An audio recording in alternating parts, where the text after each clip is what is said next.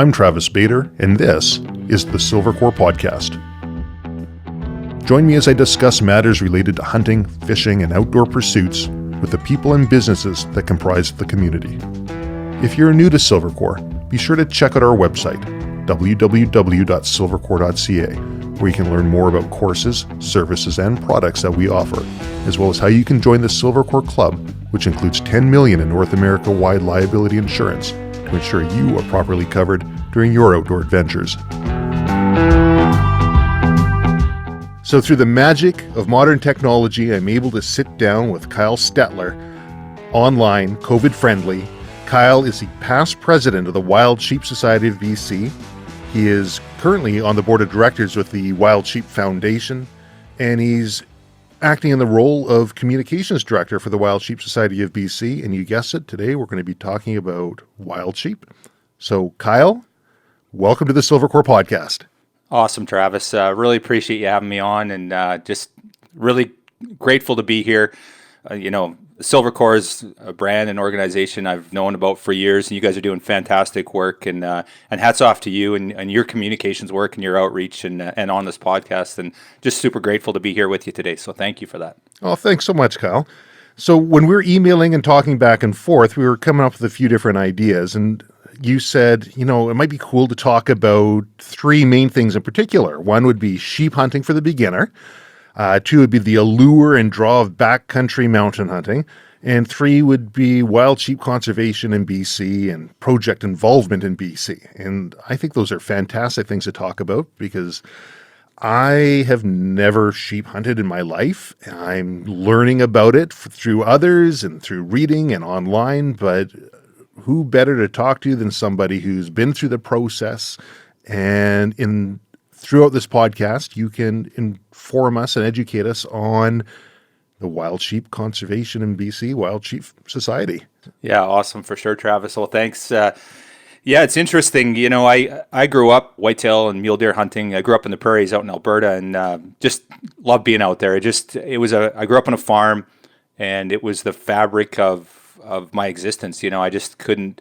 We only had one channel and TV at home when I was a kid, but it didn't matter because I was out in the field, and I just, all I cared about was being out and being part of the landscape and chasing animals around and that sort of stuff. And I never knew anything about sheep hunting. I had buddies of mine that lived in the mountains and the foothills, and they always went sheep hunting. I never really understood it. So I moved out to BC here, and it actually took me a long time to go on my first sheep hunt. I think it was back in 2011. So, in terms of wild sheep hunting experience, I'm pretty inexperienced. I go every year, and I haven't been overly successful. I always joke that I'm much better at conservation than I am at hunting. So,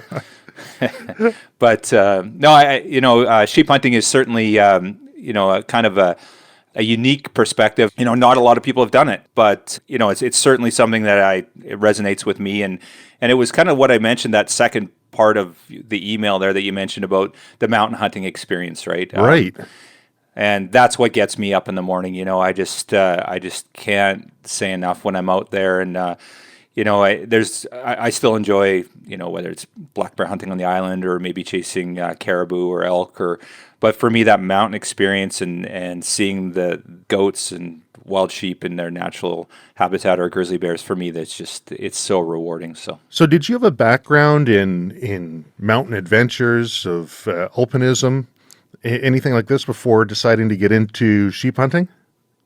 No, I hadn't. And in fact, I still find the mountains a little bit intimidating, to be completely transparent. Sure. I grew up in the prairies, right? We're flatlanders. You looked across the way and you could see your neighbors 10 miles away. Really, it was almost that bad. So, when I came to the coast and I started, you kind of got to find your feet and figure out where you're, find a hunting partner and that sort of stuff. It was all new for me. And eventually a buddy of mine that I worked with said, "Hey, have you ever thought about going to sheep hunt?" He was a bit of a diehard sheep hunter. It's kind of, you get the bug and it sticks with you, right? Right. So, he was petitioning me to go, and that there's some special equipment that you need. You need, some certain gear and that sort of stuff, which I didn't have. So it took me a couple of years to kind of get that sorted, and I went on my first sheep hunt, and once that happened, it was a game changer for me. It just and they say with your first sheep hunt, Jack O'Connor has a famous quote. I won't do it service, so I'm not going to even try. But basically, there's no halfway. You either love it or you hate it. Right. And I can say that that's absolutely true. You go out and you experience it, and it's either, yeah, this is it, and I'm going to do this again and again and again, or you go, no, I'll never do this again. So what do you think that allure is? What is that allure that draws people into the mountains to hike your butt off, to go in a place and sit down and glass for days at a chance of maybe getting a sheep? What is the allure for you, let's say? Well, I think it's multifold, but the two that really stand out for me is, and I'll talk to the lesser one first, is the experience of being in the mountains. Just the grandeur of the mountains, the experience, seeing that first lamb or ewe or ram or nanny or whatever the case may be, Billy, or a grizzly bear. You experience that, and just the experience of being in the mountains and the environment that you're in. So that environment is second to none in my opinion. There's no experience like that in my personal opinion. But I think for me, and I think for a lot of us that go on these backpack or these backcountry experiences, it's, kind of, Travis, the most important things in your life, what do you remember? Is the stuff that came really easy, the stuff that was handed to you? Hell no. Oh, hey, son, here's your first $100, or here's your first car, or it's when you saved and you went out and you bought that first vehicle, or when you got that first job after you worked hard and you set a goal for yourself and you achieved it, right? And I think that for me personally, and I think talking to a lot of other hunters that do these type of backcountry hunts, is it challenges to the very core.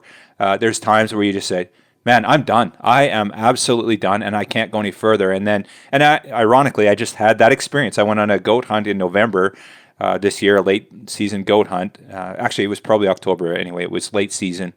And at one point, I broke down, and I fell to my knees. We're in this blinding snowstorm, kind of disoriented, and it was, to be completely transparent, a bit dodgy. We probably shouldn't have been on that mountaintop, but we ended up there. The weather rolled in. We knew it was coming, just didn't expect it to be as intense. At one point, I dropped to my knees, and I was sitting there, and I'm just like, I'm done. I'm like, and then it's kind of, I've had the opportunity to have done these backcountry hunts before, and it was like, no, you're not done. And in fact, if you're done, you're dead. So right. It's that motivation and pushing through, and it never goes away. Every single trip you do back there, you hit a wall and then you push through it. And I think that's the reward. Even if you're unsuccessful, you don't come home with anything. It's just having been there, you've gone through the experience, and you come home and you're like, wow. And there's things you learn so much about yourself, and it happens every single trip. I can't think of a trip where I didn't have that. And I can't say that with my other trips. Again, every hunting trip I go on is a successful one as far as I'm concerned. Just being out there and being in that environment is a success. But my mountain trips stand out because every one of them, there was a point where I was like, oh man, I'm just done. And then you push through it and you have a successful outcome. So I love that. I got into a bit of alpinism back in the day and still like to get out into the hills. And there's a very famous book called The Freedom of the Hills. It's a thick book, and it's basically the Bible for current alpine standards, for navigation, for rope work, for working on glaciers. But just the title of the book, The Freedom of the Hills, is always stuck with me because there is a freedom to being out there. And when we look at the physical conditioning that you have to go through in order to get yourself up in the mountains, it's a fair bit. There's a fellow by the name of Mark Twight, and he wrote a book called Extreme Alpinism, which is a pretty good book if you want to look through it. But now you are taking it to a different level. Not only are you getting from point A to point B, you're going up and down, but you're very objective oriented in the fact that you're looking for an animal that you can harvest. And there is the whole hunting side of it as well. I can definitely see the appeal in the mental side that you talk about, as fit as you can be. And I'm looking at you now, you look like a very fit individual. The mental fitness is something that I think would appeal to a lot of people, particularly in today's society. People don't know what they're made of until they're pushed. And being up in the mountains will definitely push an individual. Yeah, really well said. And it's interesting. There was a gentleman, Clay Lancaster. He's owns Lancaster Expeditions, a long history of guide outfitting in the guide outfitting industry in Canada here. And Clay, I recently spoke to him, and he said that's the cool thing about hunting is that there's not a lot of sports where you can go and enjoy it and be relatively good with it and not be in great shape. But hunting, you can't do that. You can, you can be kind of, there has to be a certain level of fitness, but you can go and hunt when you're 70, or you can go and you might not, push yourself like you did when you were younger, or, if you put on weight or stuff like that. But, it's all about that challenging yourself and getting out there. And you just, the big thing is, strapping on the boots and putting on the pack and heading out. And that's the hard part. And once you get there, and then you just push yourself and you say, okay, is it safe? And can I do it? And you push through and off you go. And so I think that's pretty cool about, you don't have to be a big linebacker, or you don't have to be a marathoner. You just have to have the will, right? You look at, a 70-pound woman. She can go out and be as successful more than, somebody that's a ultra marathoner in the best physical condition. That's a pretty cool thing about hunting. I love it, is there's really no limitations. The only limitation is the ones you set for yourself, right? So. Well, you talked about something earlier, which is a little bit interesting, and you talked about the gear, and it took you a while to accumulate the gear you needed to get on your first hunt. I think you said it was a couple years from the inception in your mind of going out on the hunt to actually getting out there and doing it. What kind of gear are we talking about here? Yeah, again, it's sort of what's important to you, right? So, and what limitations you set for yourself. If you're going to do a fly-in trip and you're going to go for 2 weeks in the backcountry, you need some pretty decent gear within reason. Typically stuff that's lightweight, relatively durable. And for me, the biggest thing is just the safety aspect, right? So, am I safe? So do I have the proper safety gear and that sort of stuff? So that's a big starter. And then, having good quality boots and good quality rain gear. We could go into all that stuff, but there's certainly a level of, if you're going to do a 2-week backpack trip in the Alpine, you probably need some reasonably good gear. And that partner of mine, that he was quite an experienced hunter at the time, and he said, you need, this is your list, this is what you need. And he was pretty adamant about it. He said, going and buying the cheapest rain gear you can at Walmart is not going to work, because you're going to walk in the Alpine and you're going to walk through, a stand of trees, and you're going to rip it in the first day, and it's going to end your hunt. So, there was a certain level of equipment that he basically required for me to have if I was going to go on that trip. So it just took some time to accumulate it, right? And again, everyone says, what backpack do I need, or what pair of boots? I don't subscribe to that. I think, you could probably buy a decent pair of cheap boots that might work for you, as long as you've broken them in and they feel good on your feet. You don't have to spend $600 on a pair of fancy boots. If you have the resources, yeah, sure, go for it. But having that safety equipment and those things that really matter, like a good sleeping bag, decent enough boots, rain gear, on these trips. So, and then if you don't have it, you just dumb it down. You can do a day sheep hunt if you wanted to. Your chances of success are pretty slim.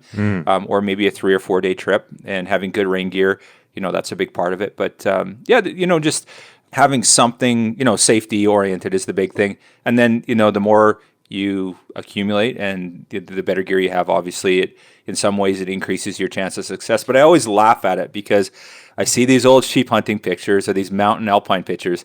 Guys are in Wranglers, and they got plaid shirts on, and running shoes, and a cowboy hat. Yeah. And they got a rifle that they paid $150 for at their local department store, and they're out there and they're killing game, right? But the counter argument to that is, game is not as abundant, or it's more challenging. It's a more challenging environment. So I always try and put my best foot forward. I like to go out there, and I want the limitation to not be my gear when I'm out there. So, but you don't need the best gear for sure. Have you ever found that you've gone up the mountain only to come back down and there's pieces of kit that you just never used? Oh, every single trip, without question. Is there anything that you tend to pack up that in the back of your head you're thinking, next time I'm not going to bring this thing back up? Is there something that from your experience you might be able to share with the listeners that you found just wasn't as necessary as you thought it was? The one thing, I always take too much ammunition. Every single time, but you're always planning for that worst case scenario, right? Like, well, what if I go out there, I find an animal and maybe I take a couple shots and for whatever reason I'm not successful, or I drop my rifle and I have to take a couple of practice rounds to make sure it's on, and then, or what if there's a predator, or what if, and Right. so I find that's the challenge on a 2-week backpack trip, is that you kind of are planning for all these contingencies, and none of them maybe happen, right? Like not one single one of them.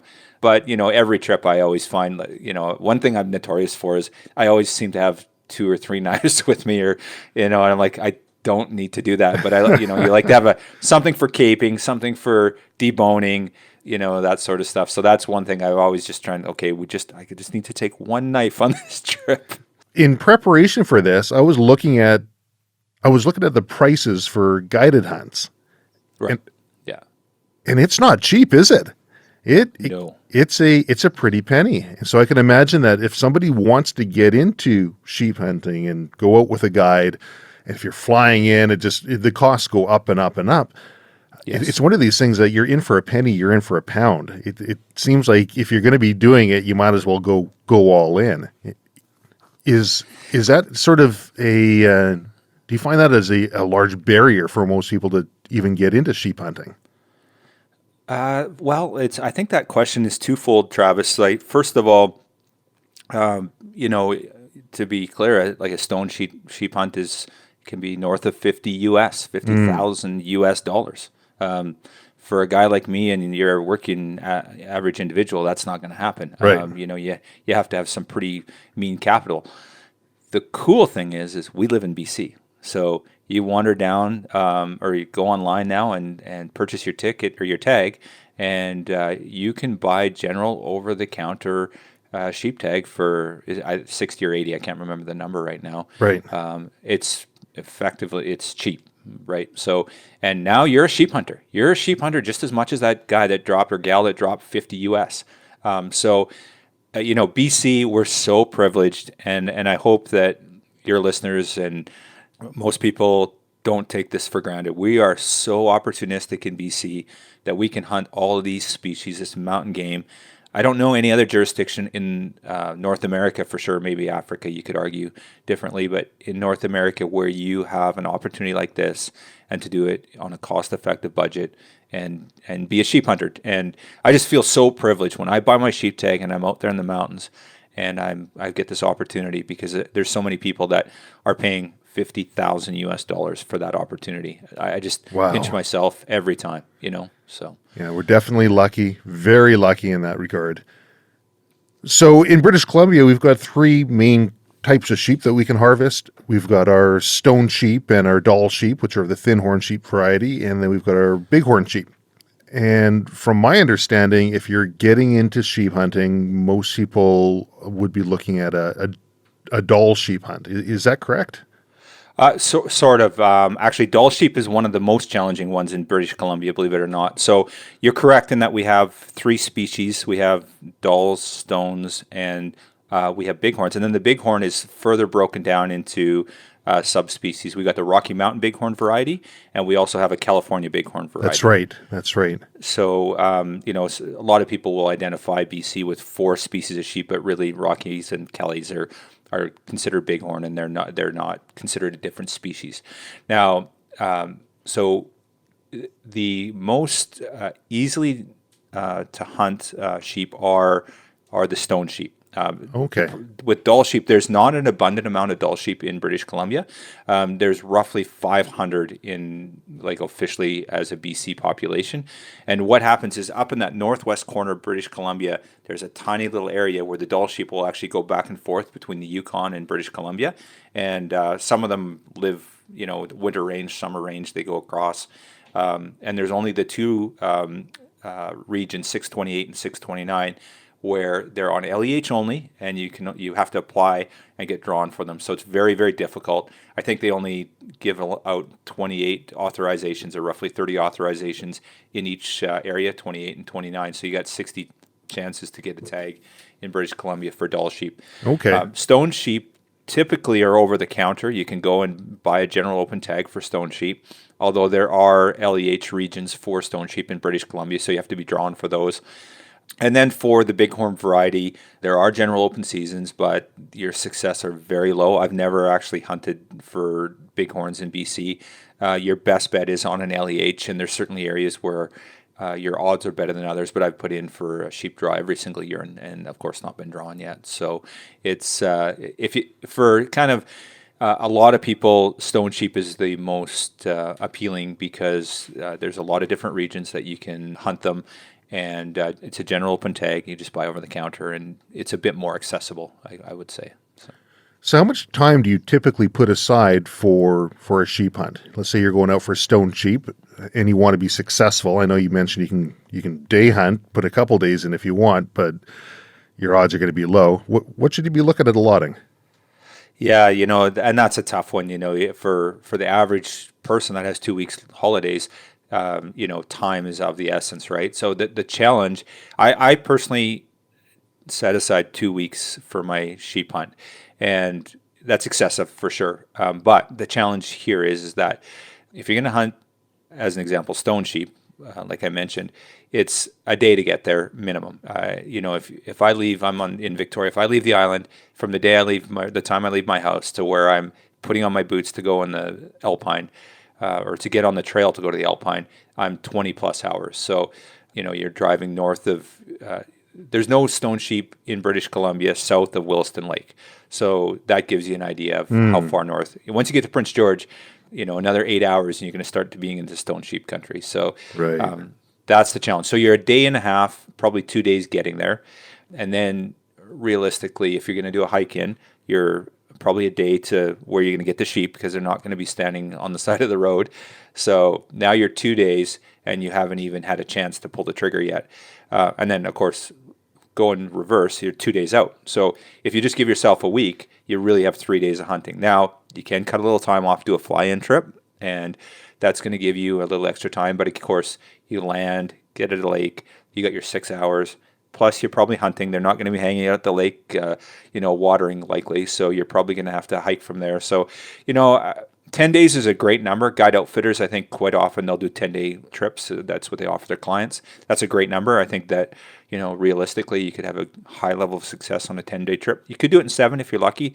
And for me, I just allocate 2 weeks every year when I have the ability to do so. And I've found that that's my, the sweet spot. But I know guys that go out for a month or whatever that maybe are retired, or they, I'm not sure if they're independently wealthy, but certainly I don't have the resources to do that. I'm already in the bad books with 2 weeks with the family, right? So, yeah, it's a time commitment. It's a money commitment for sure. absolutely. So when you're doing these 2 week hunts, are you doing this on foot? You're hiking in? Are you doing many fly-ins? Are you using pack animals? So I've never had the experience of doing a pack animal, and that's I'm sure that would be a fantastic experience. I've just never had the resources to do it, I guess, really. I've done a mix of hike into the backcountry off the highway. You find a spot and you hike in off the highway, and I've done a number of fly-ins over the years, and both are so rewarding. One thing I like to do is I don't go to the same place all the time. I like to diversify. For me, it's about the experience, right? I don't want a canned hunting experience. For me, it's different experiences, different places, new challenges. I have gone back to the same place occasionally, but I don't, it's not like, well, I was lucky to get a ram on this hill here, and I'm just going to go back there every year knowing that my success rate. And as such, I've only had the opportunity to kill 2 rams in the last 10 years. But I have been, my hunting partner's been successful. I think between the two of us, we've got 5 rams over that 10-year period. So in terms of sheep hunting, that's a reasonably successful number. In terms of a do-it-yourself, for guide outfitter, I'm sure I know they have a much higher success rate. So for me, it's a bit of a mix, hike in or a fly in. And there's tons of opportunity, jet boat, horseback, and they're all services you can incorporate here in BC. There's tons of services provided for that. So with this hunt that you're on that you felt like giving up, like you felt overwhelmed on, can you tell me a little bit about that hunt? Like, can you paint the picture of like what brought you to that point of just feeling that mentally exhausted? Sure, but I know your listeners are going to judge me, but that's fine. I'm pretty humble. I've had to eat crow a lot of times, but this was one of these trips, Travis, where I got a goat draw, and when I put in for a draw, I always try, and I find that, again, you're given this great opportunity, and I don't want to waste it. And I don't judge people when they get a draw and then they don't go.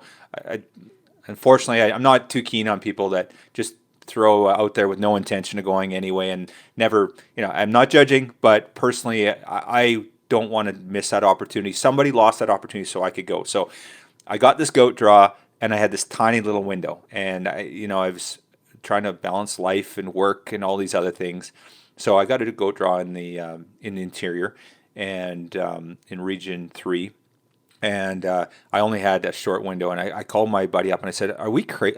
And he didn't have a draw; he was just coming to support me, which, that's amazing, right? Good on him. Yeah, what a great guy, right? No kidding. That's fantastic. So I said, "Am I crazy? Like, we got 5 days to make this happen. Is that and we got a day there and a day back, so we got 3 days of hunting, and we also know we got to get on the animal." And I said, "Are we crazy?" And he goes, "We can do it." And he goes, "How many goats are you going to kill sitting in your house in Victoria?" I'm like, "Oh yeah, okay, we're going." Yep. So yeah, it was well pointed out. Yes. So anyway, we did the drive up. We got into our spot, hiked in, and it was a day hike in. We were kind of watching the weather, and there was a kind of a Pacific system moving through, and we knew there was some weather coming. And we looked at the local town, and we seen the forecast there, and they were calling for snow and wind, but it didn't look outrageous. We knew it was going to be uncomfortable. So get up first thing in the morning, packs on, hike in about 6 hours, and we're kind of now we're in the zone. There's goats. We know that there's goats around. We hadn't seen any yet. And then we have a grizzly bear run in. So there was a sow with, I think there's just the one cub, was that one. And we see her, and we push her. There actually is a trail there, so we're on this trail, and it's actually a hiking trail. Hunters use it, and it's well used by like the hiking community as well, which is a great resource for hunting, by the way, for any of your listeners. Like, don't look just on the hunting forums. Look on the backpacking forums, especially in southern BC. There's so many opportunities where people have pictures of wild game that you're interested in harvesting, and they talk about it on their forums, right? So Good point. Never, when you're data mining, don't limit yourself to the hunting community, because there's a lot of non-hunters out there that have great resources as well. So anyway, we're on this trail, bumped this sow, and she's not very happy. And so, we have our rifles out. I typically, when I'm packing, I like to use poles, especially if I've got a bit of a heavy pack. So my rifle was in my pack, but right away we're down, we get our rifles out. So she goes away, but she's not happy. So we keep hiking, and then sure enough, we run into her again, and now she's really unhappy. So to the point where we're worried that, like, you can see, we bumped her at 80 yards. She was in and out of the trees. We didn't realize she was there, and hair's standing up on her end, on end, and we're like, oh, okay. So we're like, let's get off the trail. So we start heading up over, and we're not too far from where we need to go, and we got to peek up over this valley and down the backside. So anyway, now I'm carrying my rifle. I got my poles put away, and because we're worried about this grizzly. Sure. So an hour passes, and we get to this peak. Now this system's moving in, and the wind just keeps escalating, and it keeps getting stronger, and literally raining sideways, just completely. And as you know, when you're out in the bush, and if you're moving, even if you're wet or you're, whatever, you're fine. It's when you stop, that's when the hypothermia really becomes a risk, right? So right. We keep moving. We get up to the peak, and at this point, the wind is absolutely just, it's tornado-like, or hurricane-like. It's so strong. There's times where I have to stop and plant my feet, because we're going over the pass. I think it's about 7,700 feet was the elevation, and we're going to go down into this valley, and that's where we were going to be hunting from. In there, it was that valley, obviously. The goats were up high. So we come over the top, and this wind gust comes, so I have to stop, and I've got my rifle in my hands, and I've got my feet firmly planted. And this is the first time that's ever happened to me. And in a second, all I know is I'm flat on my face, my expensive mountain hunting rifle jammed in the ground, and I don't know what happened. And I'm like, so, the wind sometimes will blow you when you're out hunting, and you lose your step, and you maybe fall over, or you get blown over. Sure. This literally picked me up and dropped me down. Like, it Whoa. lifted me off my feet. I've never experienced anything like it. And I look over at my hunting buddy, and he's laying on his face in the ground. Same deal. That this Wow. and we're trying to guess how strong this gust had to be, but I'm a 200-pound plus guy. I got an 80-pound or 70-pound pack, my rifle, and it just picked me up and planted me down on the ground. So, that was the first like, oh, this isn't very good. So we're like, let's get the heck off here. Yeah. So down over the top into the backside of the canyon, and we find a bit of a reprieve from the wind. It's still raining like crazy, sideways, literally. And get in the tent, get it set up, which that was an experience in itself. Where literally one guy he just had to hold the tent while the other guy pegged it because it was the wind. It was just anyway in the tent, and then it started snowing about an hour later. We couldn't hunt. There was no opportunity, even if we knew there was. Well, we did literally. We get into that valley and we see mountain goats. We're like, okay, well, perfect. But there's this wind. It's dangerous. It's not even a safety. It's a safety concern at this point, right? It doesn't sound like a hunting trip. This sounds like a survival exercise. Exactly, right? So, but we're like, okay, well, we're pretty. We've been in the backcountry enough, and we're pretty confident, and we're both relatively capable. Not highly. My partner's highly experienced, I would say, more so than me. But we know there's limitations and smart and dangerous things he can do. So anyway, we get in our tent and we're just sitting there all day, and we check outside and now it's starting to snow. So at one point we wake up, I wake up, I hear, Kyle, and I'm like thinking, is there a bear? Like the sense of urgency. And he goes, I think the tent's collapsed. And we've got a good quality tent. It's a Hilleberg. It's designed for the mountain, 4-season. It's a durable tent. And I'm laying there and I turned my head because I'd been laying on my side, I guess. I turned my head and the tent is literally in my face. And I'm like, whoa. So, we push it up and the snow falls off. And I look outside and there's 6 inches of wet snow. So, we kind of talk about it. We're like, we've only got 5 days. And the problem is I had to go back to work. So I had some limitations there. So we're talking about, and we really only have 2 days left. Like that was day one. We got the next 2 days. And we're like, well, if we get up in the morning, it's still doing this. We could be in a position where we're stuck here. Like if it snows hard enough, we might not be able to get the truck out at the trailhead. We might not be able to hike out. And you're going to get out, right? Like you just might have to wait for some warm weather or, you can always wait the weather out. That's always an option, but you might not be able to wait it out you might have to wait it out for a week or 2 weeks, right? So, so we get up in the morning and it's escalated. There's even more snow. Like the tent's completely surrounded and there's snow everywhere. You can't see the trail. We've lost the trail now. And, we're just like, we also have an inReach. I'm not sure if you've used that before, Travis. Oh, they're great. Fantastic, right? So, yes. We started pulling forecasts at that point and they're like heavy snow for the next 3 days. And we're and my buddy said, I don't think we can stay here. Like we can't hunt. There's no way. You can't see more than couple hundred yards. So we wake up in the morning, throw everything in the bag, back on the pack, up over the pass. And this wind has not subsided. And I've never seen the wind and snow like that. So anyway, up this pass, we're completely soaked before we're going over the pass where we were knocked down the first time. And we come over the top and we're going through this pass, and now the visibility is 0-0. And my buddy's in much better shape than me. He's a hardcore backcountry guy, and I'm falling behind him. Well, I'm like 5 minutes, 10 minutes behind him, and I can't even see his tracks in the snow. So now I'm starting to get really uncomfortable because I'm like, what if I lose him, and what if we get separated, right? So finally he waits up, catches up with me. And there's points where we're crawling in the snow because the snow's too deep. Like I've never seen it like that. It was clear. There was no snow the previous day, like really, 18 hours earlier. And now we're up to our waist at times in snow and we're having to crawl on top but there was one point where I was just exhausted and that's where I fell down on my knees. I tripped but it's just, there's snow everywhere. It's not treacherous in that sense. And I'm on my knees and I'm like, I'm soaked, I'm tired. And I'm a little nervous about where my partner is, where he's gone to, and we don't really know how to get off this mountain either because we don't have a trail anymore. We've lost that aspect of it. And I was just sitting there and I was on my knees and I was just like, I'm done. And that was that kind of where I hit my wall, physically and mentally exhausted and nervous. Like I was nervous, and then it was kind of like, having been there and hit that wall several times throughout my hunting career, and went, okay, get your sorry butt up and get going, and then you regain the energy, and we got off the mountain. So Wow, that's a hell of a story.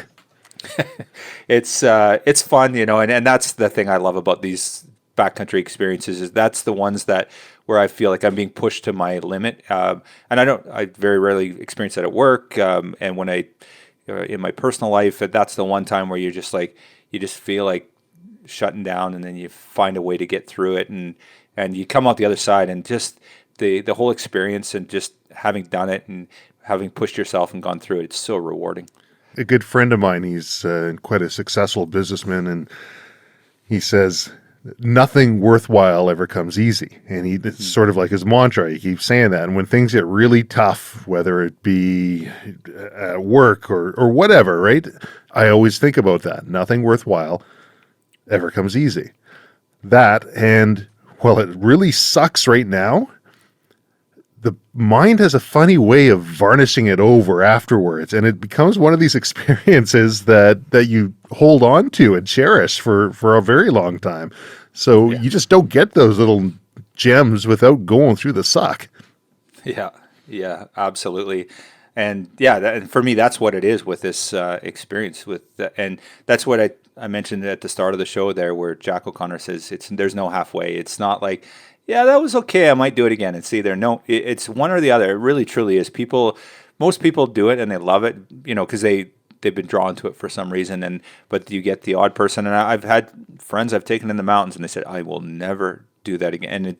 And you find out really early it was a bad decision to bring them even on the trip, and kind of ruin the trip. But you get through it, you work through it, and you hope they maybe come to that epiphany that you've came to at some point, where you go, yeah, this is worth it, let's push on. But there's people that just say, no, I'll never do this again. I will never set foot in the mountains. And I guess you raise a good point too, when you're looking for hunting partners, and I guess with your experience of bringing other people out, are you able to kind of get a sense that who's going to make a good partner in the hills, in the mountains, and who they might show curiosity or interest, but you'd never want to bring out there? Are there any sort of things that kind of twig in the back of your mind that you could share?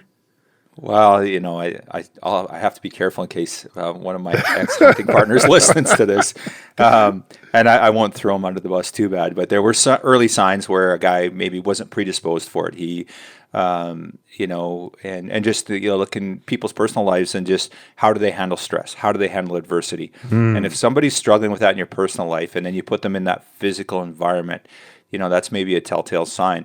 And it was funny. So there was 4 of us that went, me and my regular hunting partner. We took 2 guys with us that were good friends of ours. And, that first trip is always that's the epiphany, where it's like, it's immediately obvious where I shouldn't be here or I should be here. I want to be here and I'm going to work it.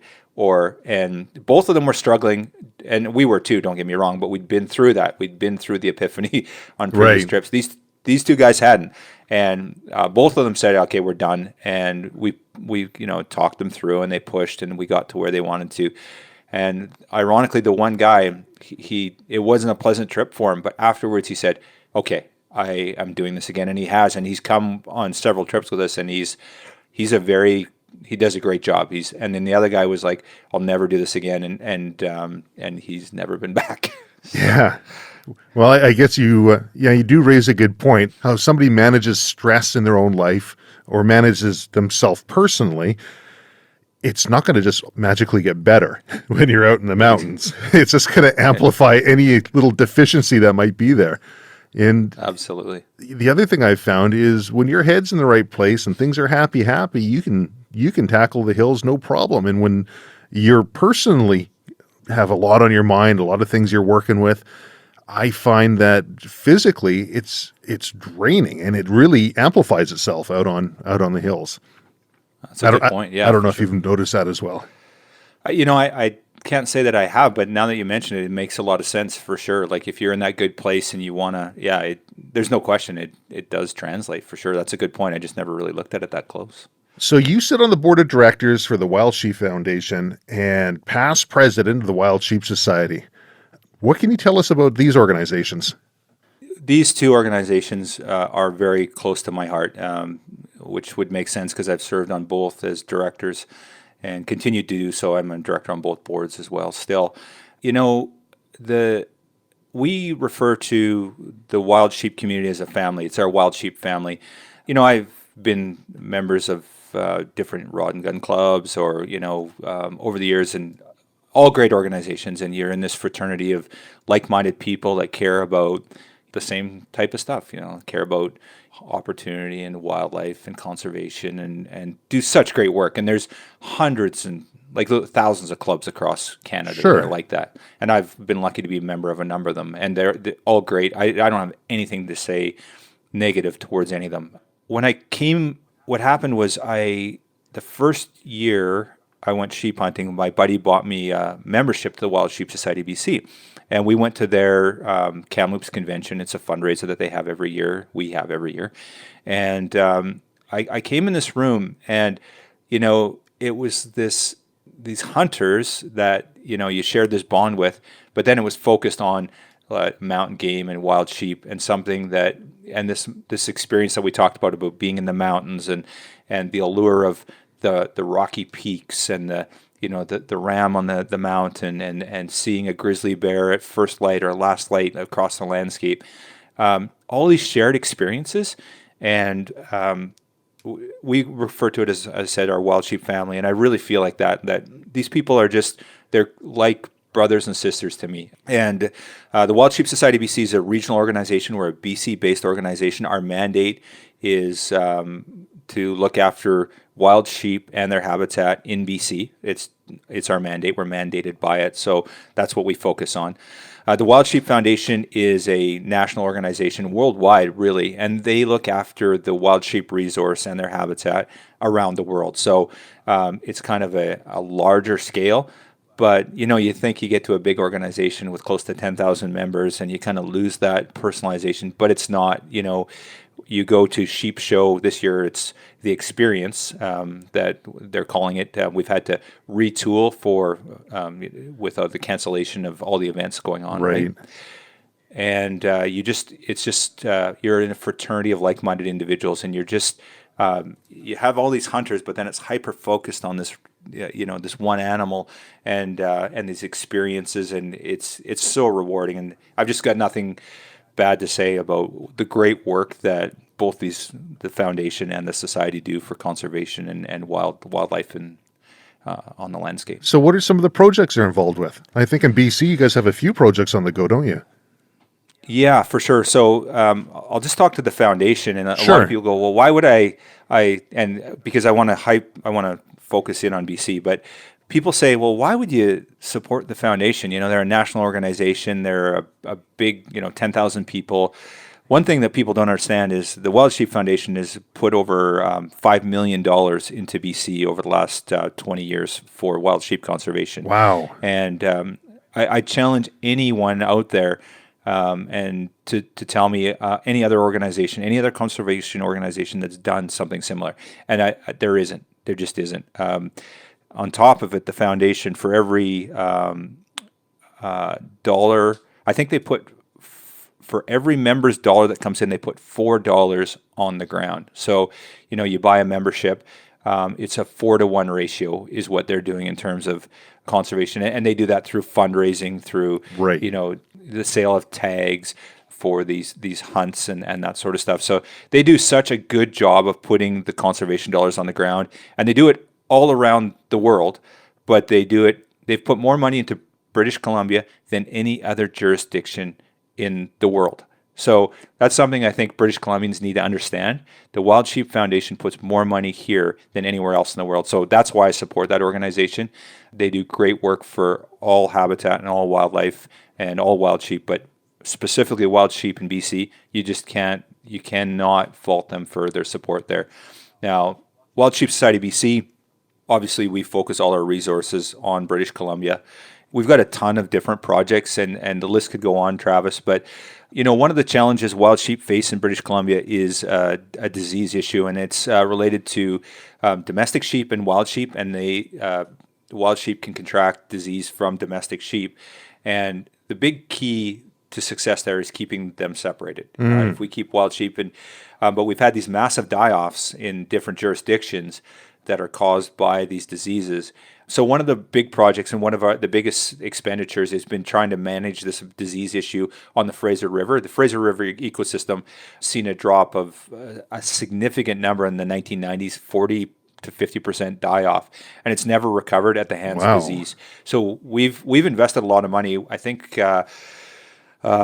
this Fraser River project, we put hundreds of thousands of dollars into. Our first year we put $57,000 in, and I think last year we came to $110,000, and we just approved another $24,000 on top of that. So we're into it over almost $150,000, and that's just the Wild Sheep Society BC. There's a number of other organizations that have put money into it. The government's put money into it. So it's an issue, and if we crack that code on the disease and we can sort that out and either find a cure, which we haven't, so that's the issue, or find some way to mitigate these interactions between domestic and wild sheep, that would be a win for wildlife and a win for wild sheep for sure, because we could see them return. These ecosystems have the ability to carry way more in terms of wild sheep, but the disease issues prevented that. And that's what probably our biggest issue in British Columbia, but that's number one. But then there's habitat restoration issues, and that's a big one as well. So we've been doing a ton of work with trying to put burns forward and habitat enhancement projects as well. Kind of the core of what we used to do was transplants. And since I've been on the board of directors, we've never had that opportunity because we've got this disease issue. You don't want to take an unhealthy animal and just transplant them. You need a healthy ecosystem and a healthy habitat and a healthy set of healthy environment, and then you need healthy sheep to move them to. But if you got any disease issues, you're just moving one problem to a new area. So we haven't done any transplants since I've been involved, which is a little disappointing. That's the fun stuff, right? Doing transplants or burns and stuff like that. But that the transplant issue has been on hold for a number of years because of this disease issue. So. Well, Kyle, is there anything else that we should be talking about before we wrap things up here? Is there anything that we missed? No, I think we hit a lot of things. I think for your listeners is take a look at the conservation work that's being done by the Society, the Wild Sheep Society BC, and in our province. And we put over $250,000 of our own money on the ground last year, and then we had at least that in matching funds from other partners, whether it be other wild sheep organizations or just fish and game clubs. A lot of partners have partnered with us on these projects. So, if conservation matters, I think take a look at the work we're doing. I think that the society is, in terms of our conservation footprint, I feel like our board and our members have made us one of the leaders in the province, and I hate to brag a bit, but I'm really proud of the group and the support we've got from our membership to do that, because it's not easy, right? There's a lot of time, money, and effort on everybody's part, and certainly the membership's part to make it happen. So, we got a cool membership drive. I hate to do this selfish. Here we go. No, do it. We have a membership drive going on right now, and we're just trying to grow our base of conservationists so we can do our mission and put more work into the ground to make sure wild sheep and other mountain animals are thriving across the landscape in British Columbia. So love to see people check it out and come join us and help to support the cause. So that'd be wildsheepsociety.com? Precisely, yeah, for sure. And membership page, there's a membership drive. We're giving $1,000 away from Sitka, Stone Glacier, or Yeti. So anyone that wants to go mountain hunting, they can get a Sitka suit, or they can and we've got fantastic support. We've got so many great corporate sponsors, and I just said 3 of them there. Just great support from them. They're always supporting our mission and what we're doing. So yeah, we're giving $1,000 away. We're going to draw that to one of those 3 different corporate entities. You can buy their gear, and we're drawing that on March 13th. So okay, well, I'll throw some links up in the podcast here, so if people want to click on it on their phone or on YouTube, they can see that there. Kyle, cool. Absolutely fantastic talking with you. Thank you very much for taking the time to come on the Silvercore Podcast. I appreciate it, Travis, and thank you. You guys are doing a great work in the industry, and just an honor to be here with you. And I've had the opportunity to work with Tiffany and speak with her, and just keep up the great work. Super thankful for what you guys do to support our industry and just training those new hunters out there, right? Keeping them safe and making them successful. And then on top of it, the communication work you're doing here on the podcast. Great job. Thank you.